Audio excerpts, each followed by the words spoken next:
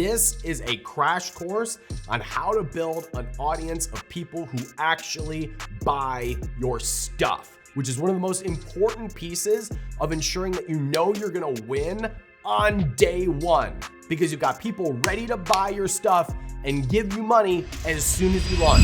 So let me give you a background of what I'm doing. So I'm the founder of Veos, which is a company for people who quit shampoo but aren't happy with the results they're getting, right? So I'm launching a hairbrush for people with this problem because I've had this problem myself. And I've got a product already. I got the prototype, put the deposit on the inventory, and looking good on the inventory side. My issue is coming up on the audience side. So I have the TikTok going. I have around 5,700 followers now, which is a lot. That's big progress. And I have an email list that I literally launched last night. So I just started collecting emails. Good. My problem is the in-between. So my question is, I've tried to do a Facebook group from TikTok to Facebook, but a lot of people aren't responding. And that's where I'm stuck. Like, how do I know exactly where to go, in which direction I should go? Because I don't want to leave out the hopper, right? Humza's in a really strong position because he's at the beginning of an emerging trend. I love to work with brands that are helping people in a transformation that's still early. And remember, my favorite way to help someone in a transformation with your business is to choose people who are on a new journey. That's people who are starting to lose weight, or they just became parents, or in this case, it's people who are going to a more primal way of living. So Humza thinks that his business is about going shampoo free. That's a product-focused approach. When he focuses on the person and their transformation, it's much more about getting rid of chemicals and restoring natural balance to the body.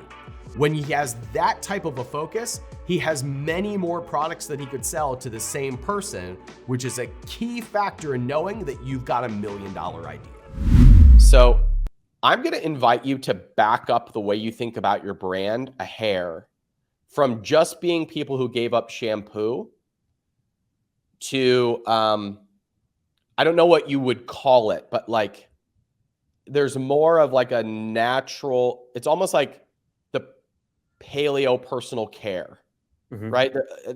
I don't know what you call it. I don't know if this term exists yet, but giving up shampoo is this much of a market where if you zoom out just a little and it's like, do you know what I'm talking about? I know what you're saying. I know what you mean. So okay.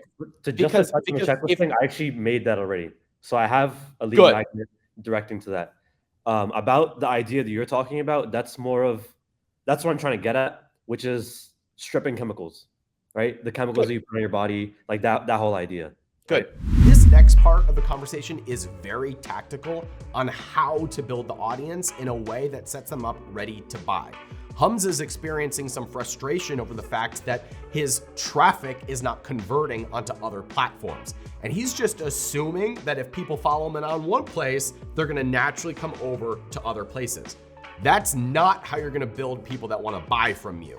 There's a strategic way to do it in order to get people excited about the brand and the product line that you are selling. And so listen as I tactically walk Humza through what he can do in order to build an audience that actually buys his stuff. So here's what you would do with this. Now this broadens your brand where you can talk about household cleaning, you can talk about shampoo, you talk about soap, you talk about toilet paper, you talk about laundry soap, right? You talk about dishwasher soap, you talk about alcohol. Like there's all this stuff you can talk about now as a chemical-free brand, as you put it. So if you're creating content about that and it's going well on TikTok, and the next interaction they see is, hey guys, I made this PDF for you that is 5 products that I would suggest you never keep in your house and what to buy instead. I don't care if you're going to Whole Foods or Sprouts, do not buy these products. And I've given you 5 links to small companies that I like that do a really good job to provide alternatives. Just go over to my bio and grab it. If they opt in, the first thing that they're going to see on the thank you page is Humza saying, hey, I just sent this to your email list, to your email account. Thanks so much for signing up. By the way, I have a community of people who are getting chemicals out of their life and replacing them with great products. And we're constantly talking about the brands we like, the things that we've done. and I've created this 30-day onboarding process for you to show you different things you can swap out in your life, create less trash, have fewer chemicals in your product, and have a healthier family. It's a Facebook group. Just click the link below. It's free. I'm in there. I'm helping people out in there. We're helping each other. Click that and head over in there. Right. And so that's how you're actually building the conversion piece first, with the hopper being on the other side of it. But that will build the community and the email list while allowing you to stay aligned with the message you're trying to bring.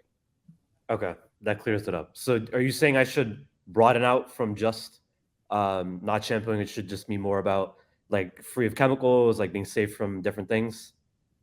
Yeah, I said this on the challenge last week. I said, you want to be specific enough to speak to a person without cutting off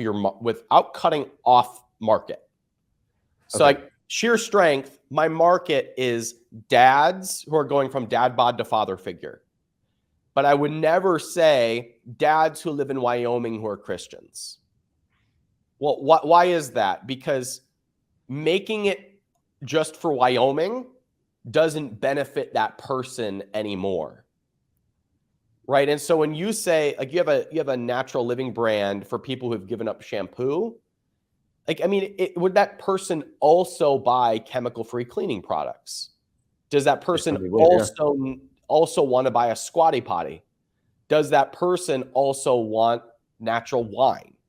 Right? And if so, then don't cut off the market. Just call out who they are in a way that is specific enough, but general enough to where you're not eliminating people that might be your customers. Okay, that clears it up a lot. So real quick, I think there's something that Ryan's hitting on that the question is like, who is your person? And I think you're narrowed in on the problem that your product solves. And there are people that want that. But I think what Ryan's hitting on is, I think he has a little bit clearer picture of your person. Mm-hmm. And so you just need to get clear on who this person is. And then the other thing is, like, and this might be controversial, but Ryan has a gift, and a lot of the people in our community have this gift with Facebook groups. And for you right now, like, you could still, for right now, form community, get sales via email. Like, you can still do that. And then I would say you need to give, when you do have the Facebook group, wherever your community lives, give them a name. If there isn't already a name there, you need to give them an identity, because they're on a journey and they want to be like, that's where you get like serious customer loyalty, is when they're like, I'm this. When someone says I'm a biohacker, like, you know what that comes with. And so you have these people, and so you're bringing them on this journey, give them a name. And that's where that group that is really powerful, because then you're able to like help them on multiple different places, see what other, like, their biggest pain points are and what new products you can bring out for them. But right now, I think there's a broader person that you're solving and serving that you just need to discover. And that's where it comes to like the unscalable stuff of having conversations, getting to know them. Right now, you said you're on TikTok, correct? Mm-hmm. And you've grown in followers pretty, like, what are Correct, you posting? Yeah. So I post around my business progress, and I post about my own no shampoo journey. Good. And I also respond to people's comments about like, how do I do this? How do I do that? Good. Awesome. What is your call to action in the videos? So it's either to follow me for no shampoo advice, or it's to sign up for the email list to get the free checklist that I put out. Awesome. I would in the comments, are there any other things that they're saying they're struggling with? A few, yeah.